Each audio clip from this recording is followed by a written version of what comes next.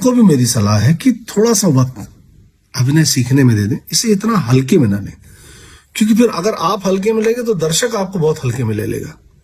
वो बिल्कुल नात रिश्तेदारी नहीं निभाता।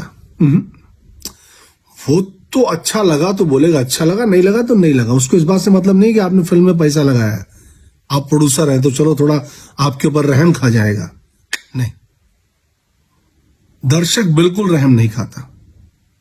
दर्शक पैसा देकर सिनेमा हॉल में आता है, अपना समय देता है, और अगर उसके समय की सही कीमत नहीं मिली तो तुरंत डिसीजन देता है, गंदा एक्टर है, फिल्म ही बुरी है।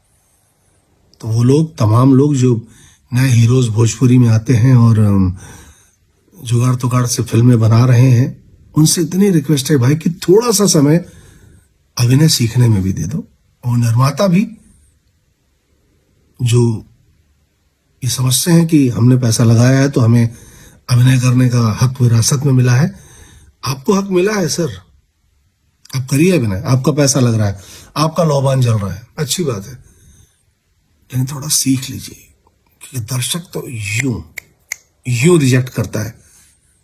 सेट पे लोग भले आपको ना बोले कि आप गंदे एक्टर हैं, आप बुरा काम कर रहे हैं, आप एक्टिंग मत करिए, लोग इस संकोच में कि जाने दो हीरो है, जाने दो प्रोड्यूसर है, यही पैसा लगा रहा है, इसी से पेमेंट लेना है हमको, लोग नहीं बोलते हैं सेट पे संकोच में, आपकी झूठी तारीफ भी करेंगे, अरे भैया कमाल अभिनय कर रहे हो।